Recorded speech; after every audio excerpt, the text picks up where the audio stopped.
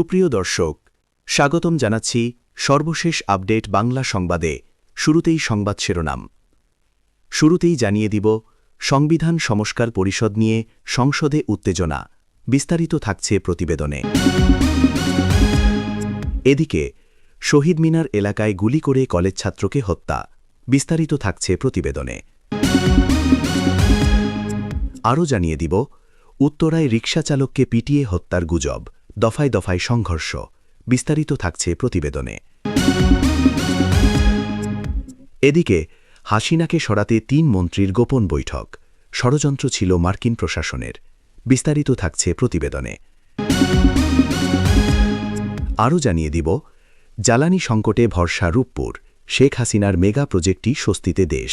বিস্তারিত থাকছে প্রতিবেদনে। এবং সর্বশেষ জানিয়ে দিব, চুপ্পুকে সরাবে বিএনপি, জামায়াত কি ঘোট পাকাচ্ছে। বিস্তারিত থাকছে প্রতিবেদনে। এতক্ষণ শুনছিলেন সংবাদ শিরোনাম, এবারে বিস্তারিত। তার আগেই ভিডিওটি ভালো লাগলে এবং সর্বশেষ আপডেট পেতে চ্যানেলটি সাবস্ক্রাইব করুন। ধন্যবাদ।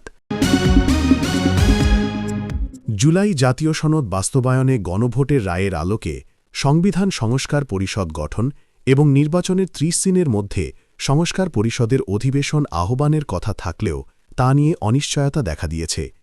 এ নিয়ে সংসদ সদস্যদের শপথ গ্রহণের দিন থেকে সরকার ও বিরোধী দলের মধ্যে টানাপোড়েন শুরু হয়েছে। সর্বশেষ এ নিয়ে সংসদ অধিবেশনে উত্তেজনা দেখা দিয়েছে। সরকারি দলের সদস্যরা শপথ না নেওয়ায় এবং নির্ধারিত সময়ের মধ্যে সংস্কার পরিষদের অধিবেশন আহ্বান না করায় ক্ষোভ প্রকাশ করেছেন বিরোধী দলীয় নেতা ড. মোহাম্মদ শফিকুর রহমান। জবাবে স্বরাষ্ট্রমন্ত্রী সালাহউদ্দিন আহমদ জানিয়েছেন, সংবিধানে সংস্কার পরিষদ বলে কিছু নেই। জুলাই সনদে সংস্কার পরিষদের কথা বলা হয়েছে, তা বাস্তবায়নের আগে সংবিধানে সংশোধনী আনতে হবে।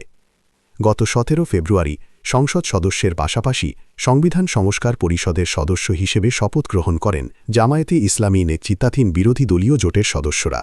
তবে বিএনপির নেতৃত্বাধীন সরকারি দল ও স্বতন্ত্র সদস্যরা সংস্কার পরিষদের শপথ গ্রহণ করেননি।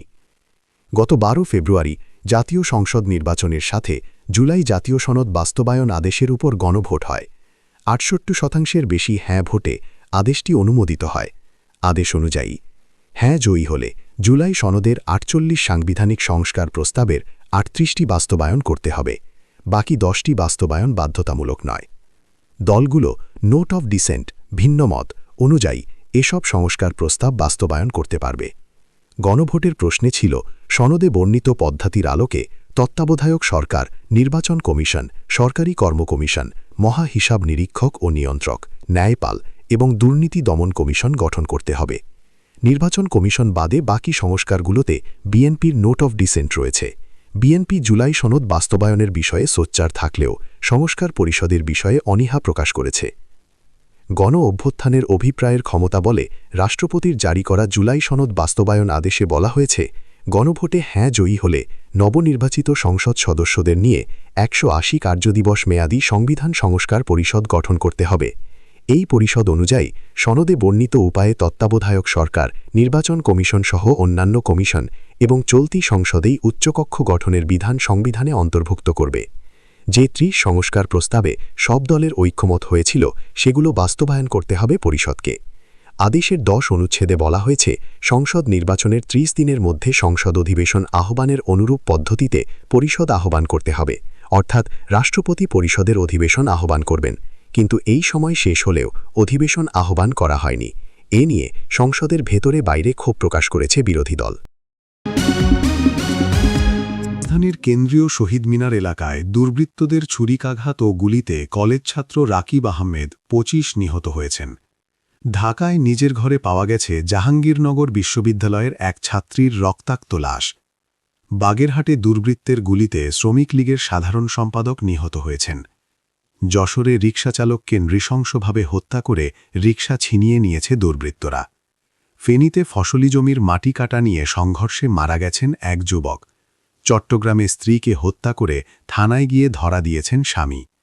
এছাড়া ফেনী, খুলনা ও ঢাকার সাভারে ৩ জনের লাশ উদ্ধার করা হয়েছে। কালের কণ্ঠের নিজস্ব প্রতিবেদক ও প্রতিনিধিদের পাঠানো খবর। কেন্দ্রীয় শহীদ মিনার এলাকায় কলেজ ছাত্র নিহত। রাজধানীর কেন্দ্রীয় শহীদ মিনার এলাকায় দুর্বৃত্তদের ছুরিকাঘাত ও গুলিতে কলেজ ছাত্র রাকিব আহমেদ ২৫ নিহত হয়েছেন।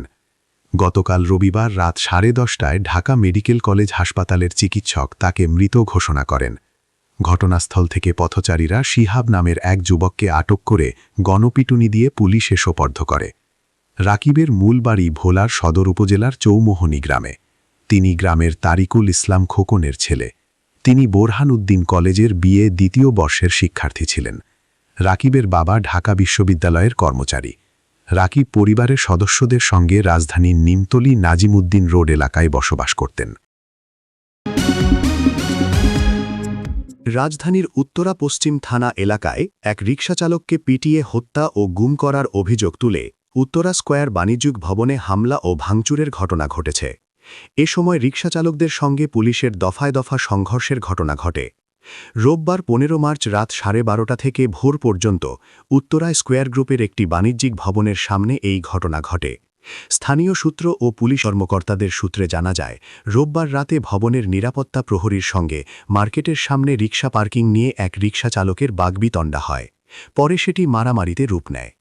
মারামারিতে ওই রিকশাচালক মারা গেছেন ও নিহত রিকশাচালককে ভবনের ভেতরে লুকিয়ে রাখা হয়েছে বলে গুজব ছড়ায়। বিষয়টি দ্রুত অন্যান্য রিকশাচালকদের মধ্যে ছড়িয়ে পড়লে উত্তেজিত তারা সড়ক অবরোধের পাশাপাশি ভবনে ভাঙচুর চালায়। পরে ওই মার্কেটের সামনে পুলিশ ও সেনাবাহিনী মোতায়েন করা হয়। আইনশৃঙ্খলা বাহিনী পরিস্থিতি নিয়ন্ত্রণে বিক্ষুব্ধদের ঘটনাস্থল থেকে সরিয়ে দেওয়ার চেষ্টা করলে দফায় দফায় সংঘর্ষের ঘটনা ঘটে। এরপর বিক্ষুব্ধরা ইটপাটকেল ছুড়লে পুলিশ পরিস্থিতি নিয়ন্ত্রণে আনতে সাউন্ড গ্রেনেড ছুড়ে। পরে রাত 3:30টার দিকে পরিস্থিতি নিয়ন্ত্রণে আসে। তবে এখনও ঘটনাস্থলের আশেপাশে থমথমে পরিস্থিতি বিরাজ করছে। এ বিষয়ে ঢাকা মেট্রোপলিটন পুলিশের যুগ্ম কমিশনার ওয়াহিদুল ইসলাম বলেন, একজন নিখোঁজ থাকার কথা বলা হলেও এখনও তার নাম ঠিকানা পাওয়া যায়নি। কেউ নিহত হয়েছেন কিনা সেটিও নিশ্চিত হওয়া যায়নি। বিষয়টি যাচাই করতে সিসিটিভি ফুটেজ পরীক্ষা করা হবে। তিনি আরও জানান, সেনাবাহিনী ও পুলিশ ভবনের ভেতরে তল্লাশি চালালেও এখন পর্যন্ত সন্দেহজনক কিছু পাওয়া যায়নি। পরিস্থিতি নিয়ন্ত্রণে রাখতে ঘটনাস্থলে প্রায় ২,০০০ পুলিশ সদস্য মোতায়েন করা হয়েছে। মীর জাফরদের শুধু ভারতেই পাওয়া যায় না, অন্যান্য দেশেও তারা থাকেন বাহাল তবিয়তে। ভারতের প্রতিবেশী রাষ্ট্র বাংলাদেশে পাওয়া গেল ৩ মীর জাফরকে, যারা ডিপ স্টেটের সঙ্গে হাত মিলিয়ে হাসিনাকে ক্ষমতা থেকে সরিয়ে দিয়েছেন। কিভাবে হাসিনাকে ক্ষমতা থেকে সরিয়ে দেওয়ার প্লট তৈরি হয়েছিল সেটা নিয়ে আগে দুচার কথা। ভারতের গণমাধ্যম নর্থ ইস্ট নিউজ এই নিয়ে একটি প্রতিবেদন প্রকাশ করেছে, যেখানে সবিস্তারে তুলে ধরা হয়েছে হাসিনাকে কিভাবে তার ক্ষমতা থেকে সরিয়ে দেওয়া হয়েছিল। ২০২৪ সালের ৫ আগস্ট বাংলাদেশের ইতিহাসে এক নাটকীয় পরিবর্তন ঘটে। ছাত্র জনতা পথে নামে, হাসিনাকে ক্ষমতা থেকে সরে যাওয়ার জন্য বাধ্য করা হয়। নর্থ ইস্ট নিউজের প্রতিবেদনে বলা হয়েছে, পুরোটাই ছিল ডিপ স্টেটের পরিকল্পনা। নর্থ ইস্ট নিউজের প্রতিবেদনে বলা হয়েছে, ২০২৪-এর ৫ আগস্টের অনেক আগে থেকেই হাসিনা সরকারের ৩ মন্ত্রীর সঙ্গে যোগাযোগ রেখেছিল আমেরিকা। তাদের ওপর আমেরিকা রীতিমতো প্রভাব খাটিয়েছিল। শিক্ষার্থীদের আন্দোলন ঠেকাতে শেখ হাসিনা সরকার চূড়ান্ত ব্যর্থ হয়েছিল। কেন ব্যর্থ হয়েছিল তা বিশ্লেষণ করতে গিয়ে বেরিয়ে আসে ওই ৩ মীর জাফরের কথা। ৫ আগস্ট রাতে হাসিনা ভারতে চলে যান, আর তার ৮ দিনের মাথায় ১৩ আগস্ট রাতে ঢাকার সদরঘাট এলাকা থেকে ২ মীর জাফরকে গ্রেফতার করা হয়। নর্থ ইস্ট নিউজের প্রতিবেদনে বলা হয়েছে, এই ৩ মীর জাফর ২০২৩ সাল থেকে বাংলাদেশে ও বিদেশ কর্মরত এবং অবসরপ্রাপ্ত মার্কিন কর্মকর্তাদের সঙ্গে যোগাযোগ রেখে চলছিল। প্রতিবেদনে বলা হয়েছে, ডিপ স্টেট বাছাই করে এই ৩ জনকে টার্গেট করেছিল, যাদের হাসিনা কোনোভাবেই সন্দেহ করতে পারবে না। আওয়ামী লীগ নেতাদের সঙ্গে কথা বলে নর্থ ইস্ট নিউজ ২ ধরনের তথ্য তুলে ধরেছে। একটি তথ্য হল, ২০১৮ সালের ভোটে আওয়ামী লীগ সংখ্যাগরিষ্ঠতা পাওয়ার পর থেকে মার্কিন ডিপ স্টেট ক্ষমতার পট পরিবর্তনের পরিকল্পনা নিয়ে মাঠে নামে। অপর একটি সূত্র বলছে, হাসিনাকে ক্ষমতা থেকে সরিয়ে দেওয়ার পরিকল্পনা শুরু হয়েছিল এপ্রিল-মে মাসে। ওই সময় আমেরিকার পররাষ্ট্র দপ্তর এবং ঢাকায় তখনকার মার্কিন রাষ্ট্রদূত পিটার ডি হাস দক্ষিণ ও মধ্য এশিয়ার সহকারী বিদেশমন্ত্রী ডোনাল্ড লু অবাধ ও মুক্ত নির্বাচনের কথা বলেন।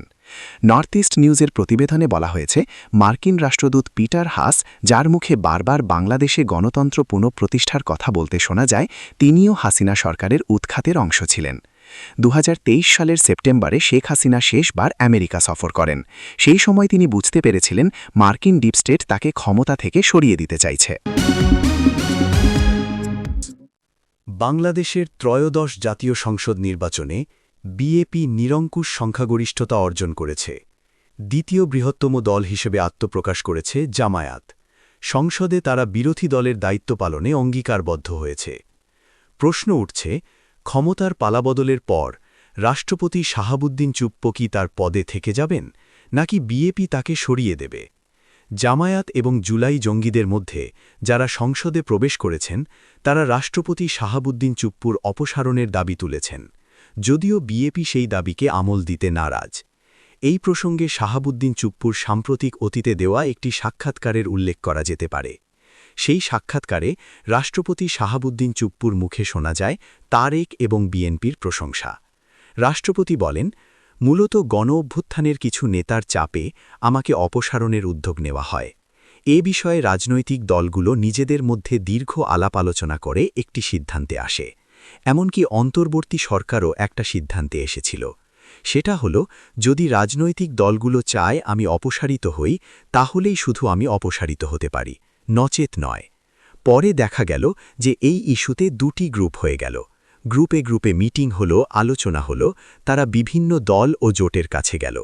তখন এরকম একটা অবস্থা ছিল, যে কোনো মুহূর্তে মেজরিটি হয়ে গেলেই আমি অপসারিত হয়ে যাব বা আমার মনস্তাত্ত্বিক দিক ভেঙে যাবে।